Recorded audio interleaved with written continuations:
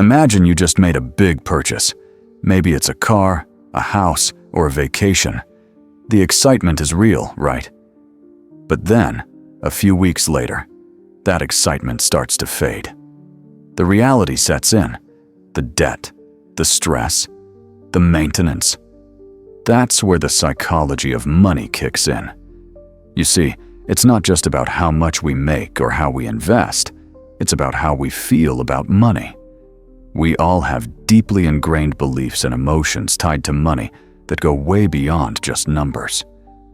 But what if I told you that these emotional ties, the way we think about money, could actually be steering our financial decisions in ways we don't even realize?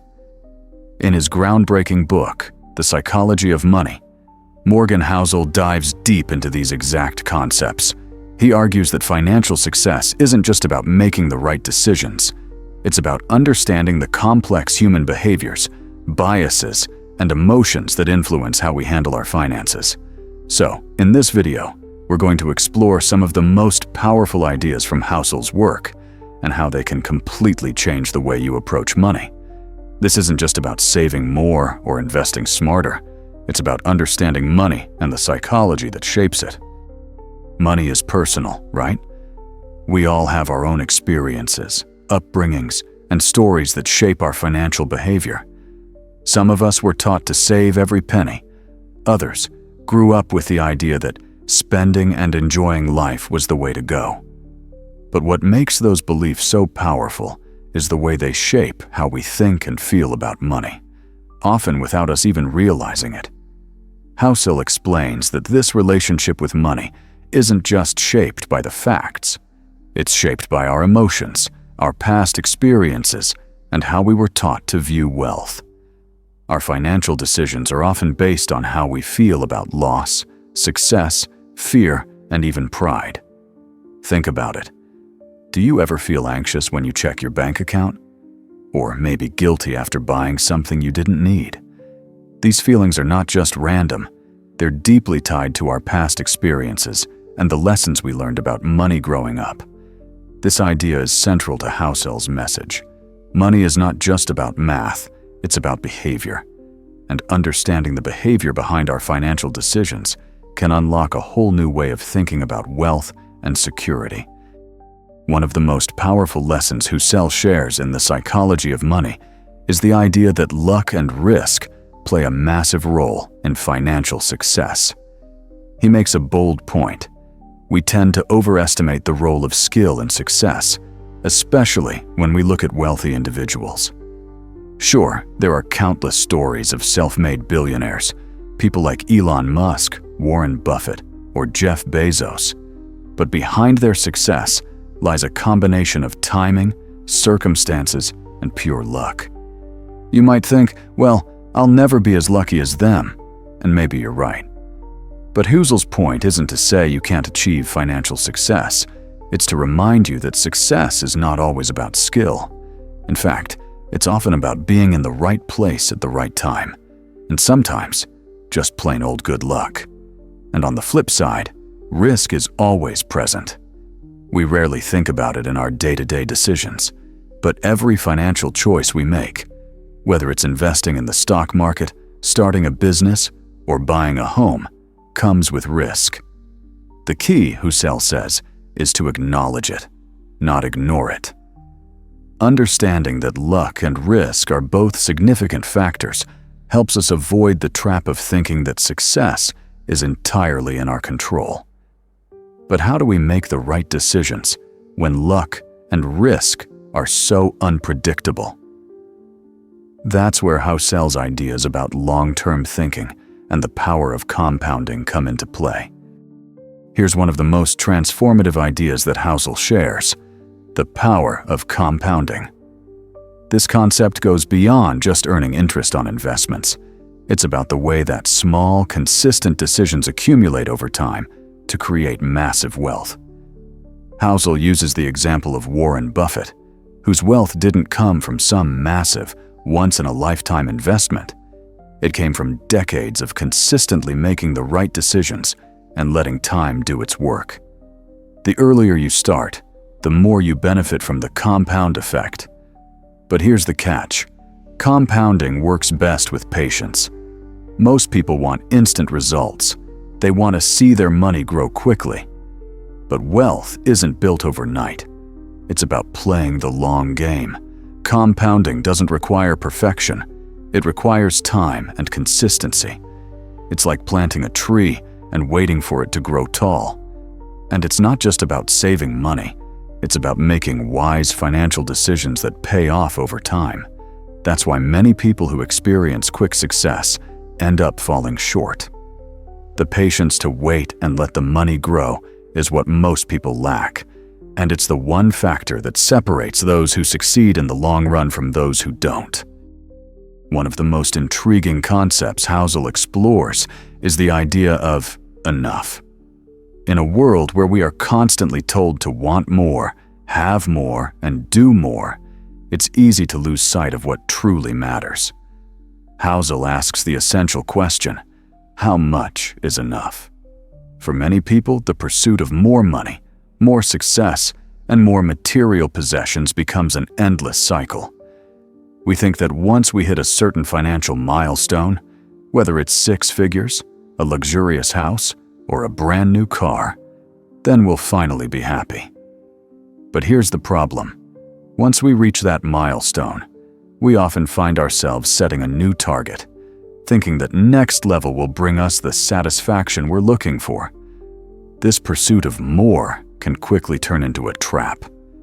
Housel explains that the problem is not the desire to improve your life, but the inability to recognize when you've reached enough.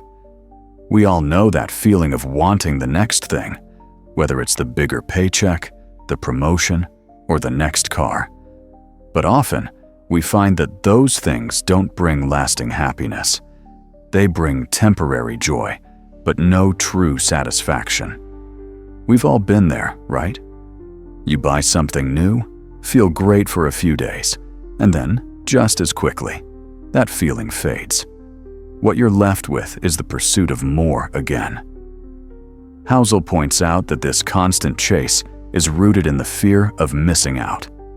FOMO.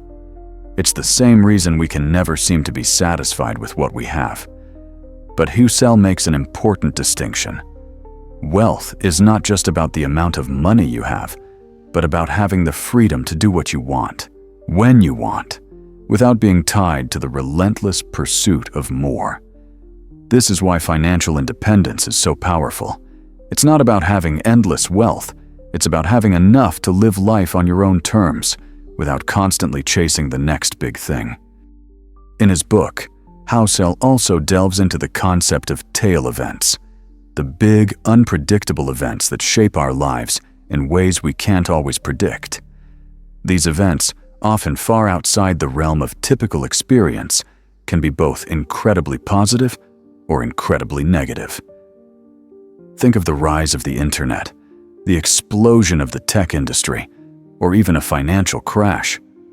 These outliers tend to skew our understanding of risk and reward. The problem is that when we look at the outcomes of these events, we tend to ignore the randomness that plays into them. We look at the success stories, the billionaire founders, the viral trends, the stocks that skyrocketed, and we assume that these are the types of results we can replicate. But in reality, the vast majority of people won't see that level of success, and the vast majority of businesses won't reach that level of fame or fortune. Housel emphasizes that when we hear success stories, we often fail to see the risk, the failure, and the random factors that led to those outcomes. In many cases, success isn't just about skill. It's about being in the right place at the right time, or just being lucky enough to capitalize on an unexpected tail event. On the flip side, failures often come from the unexpected things that go wrong, things that are completely outside of our control. Understanding this helps us be more realistic about our own financial expectations. It's important to recognize that the path to financial success isn't linear. It's filled with ups and downs, with big wins and unexpected losses. The key is learning how to manage the risks and how to make peace with the fact that the outcomes aren't always predictable. When it comes to building wealth, Housel makes a point that might seem obvious, but is often overlooked: the impact of time. Many of us are in such a rush to get rich quickly that we forget how important time is in the wealth-building process. As much as we like to think that success comes from a single, big move, investing in a hot stock, getting a big promotion, or landing a huge contract, the truth is that the most powerful force for wealth is time itself. This is why Housel stresses the importance of patience in the wealth-building process. The longer you have your money working for you, the more it will grow. This is why even small, consistent investments can lead to massive results over time. Whether it's putting money into a retirement account, investing in stocks, or saving a portion of your income, if you give it time, the results will compound. In this section, Housel introduces the idea of the compounding effect, not just in terms of money, but in terms of knowledge, experience, and habits. The longer you stick with smart financial decisions, the more they accumulate and build on each other. However, many people get discouraged when they don't see instant results. But here's the thing: time is the one thing that we can't control, but it's also the one thing that can turn small gains into something much larger. This is the beauty of compounding. The earlier you start, the more you benefit. And the key to long-term financial success is simply sticking with it, even when the results don't seem to be immediate. As much as we love having a clear plan, one of the key takeaways from the psychology of money is that flexibility is critical in personal finance. The world of money is unpredictable. The stock market goes up and down, industries rise and fall, and life changes in ways we can't always foresee. In fact, one of the biggest mistakes people make when it comes to money is getting too rigid in their plans. Housel highlights that it's important to have financial goals, but it's just as important to remain adaptable. The ability to adjust to changing circumstances, whether it's a financial setback, a market downturn, or an unexpected opportunity, can make all the difference. This doesn't mean you should be reckless or impulsive with your money, but it does mean that you should be open to change, be ready to pivot, and be willing to adjust your plans as new information arises. Life is unpredictable, and the more flexible you are, the better positioned you'll be to thrive through uncertainty. By now, we've explored the core ideas in the psychology of money, but the journey doesn't end here. In fact, this final section is all about the mindset shift that can truly transform the way you approach money. Many of us live in a world of comparison, constantly looking at others and thinking, "Why don't I have what they have?" We see people on social media with their picture-perfect lives, their expensive cars, and their fancy vacations, and we wonder why we're not there yet. But here's the thing: money, and how you use it, is a deeply personal thing. The pursuit of wealth doesn't have to follow someone else's timeline or standards. It has to be your own. In his book, Housel challenges the idea that wealth should be about outward displays of success. The true measure of wealth is not the stuff you accumulate, but the freedom and peace of mind that comes with financial security. When you stop comparing your financial journey to someone else's, you begin to embrace the freedom to make financial choices based on your values, not someone else's expectations. Housel teaches us to adopt a mindset where the journey itself is the reward.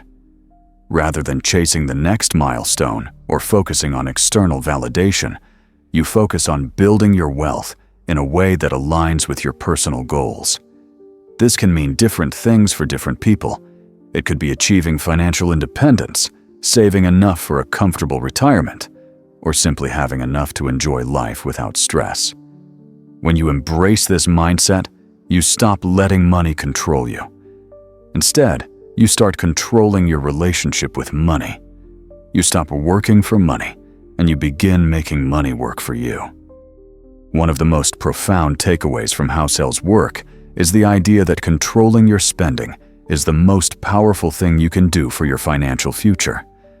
It's not about how much you make, it's about how much you keep. We often fall into the trap of believing that more income equals more financial freedom. But the truth is that how you manage what you already have is what ultimately gives you peace of mind. The difference between those who accumulate wealth over time and those who don't often comes down to spending habits. People who manage their money well don't necessarily make more. They just spend less. They live below their means, avoid unnecessary debt, and prioritize saving and investing. This doesn't mean you have to live a life of austerity. It simply means being mindful of your financial decisions, understanding that every purchase is a choice, and considering the long-term impact of those choices. Housel shows that when you learn to control your spending, you gain control over your life. You free yourself from the constant anxiety of chasing more, and instead, focus on building the life you truly want, one that's grounded in intentionality and financial stability. Ultimately, the goal of financial management, according to Housel, should be financial independence. This isn't about luxury or accumulating endless wealth. It's about having enough to live the life you want on your own terms, without being dependent on external sources of income or the judgment of others. Financial independence gives you the ability to make decisions based on your values, not based on financial necessity. It's about freedom.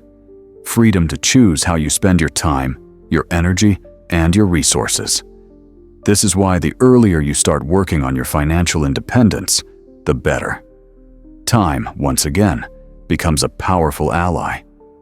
But financial independence isn't just about numbers. It's about building a life where your wealth gives you the freedom to live with purpose.